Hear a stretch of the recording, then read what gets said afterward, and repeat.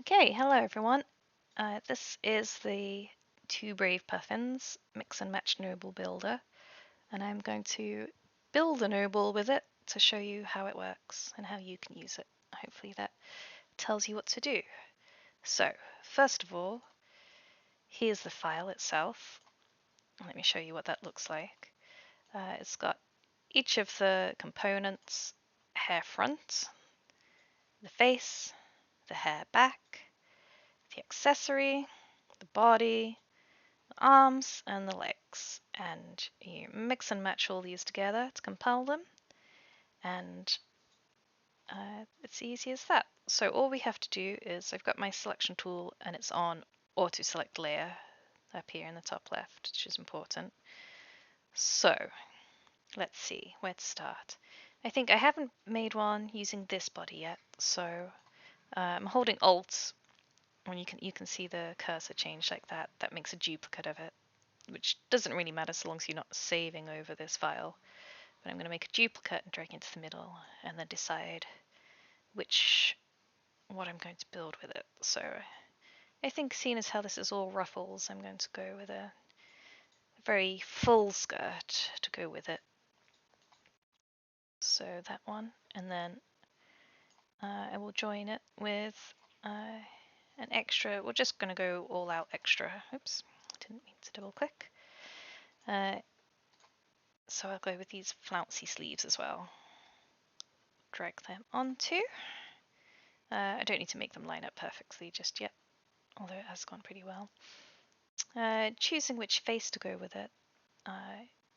It's very, very feminine, so I could double down on the feminine and have a very feminine face with it, but I think instead I'm going to go some with a little bit of edge. She looks like she's up to some mischief, so I'll use her as instead. And then for the hair, we could use this long braid, or maybe this bun. I think the crown would go with it quite nice as well, but I'm going to go with this bun instead. And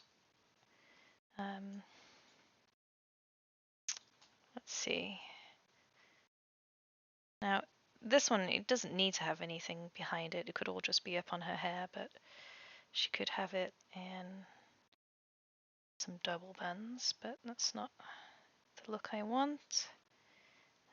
Maybe this, yeah, let's just go all out extra. Have it half up, half down, flowy. Okay, I'm pretty oh wait, let's have an accessory.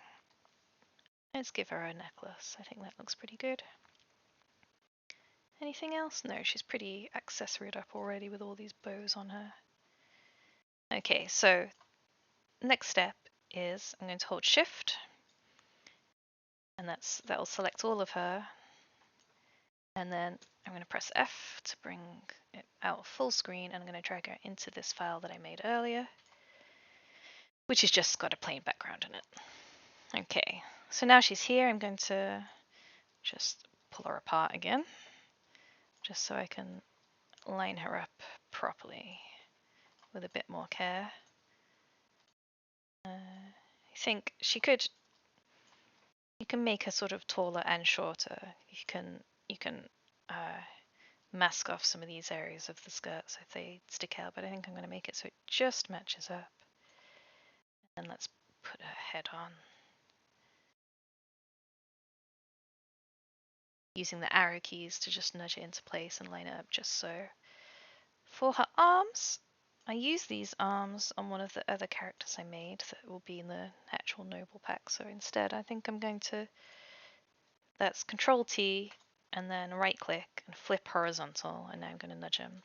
Just so that when, even though using the same arms, they'll have a different silhouette. It'll be a different silhouette anyway because they have different, everything else is different actually. But the arms just make it different again. Drag this necklace on so it lines up with her neck. It lines up pretty well without adjusting it. For this hair, I think I'm going to, it's a little bit askew, which I quite like, but I think in fact I'm going to Control T again and bring it round so it lines up a bit more vertically with her, and then just drop her hair in behind. Okay, now that is one perfectly fine noble. I'm going to lock the background so I can drag on it, and then Shift again and select all of this, and then press Control and E, deselect the background, then press Control and E, and that's made it into one whole piece. And I'm just going to call her Noble, because that's what she is. So you can definitely finish there, but seeing as how this was pretty quick, I will add a few more tips. So one option is if this is too bright white for your background, whatever you're using it on, if you're using it with isometric assets for your D&D game like we do, you can add a color overlay and give it something like this. That's a multiply. Something around there would make her stand out a little bit less than the stark white. But then what you can also do is if you're going to just try and make a crowd, to make them look slightly different to each other again, double click to bring that up and you can give them just a little bit of a different color each.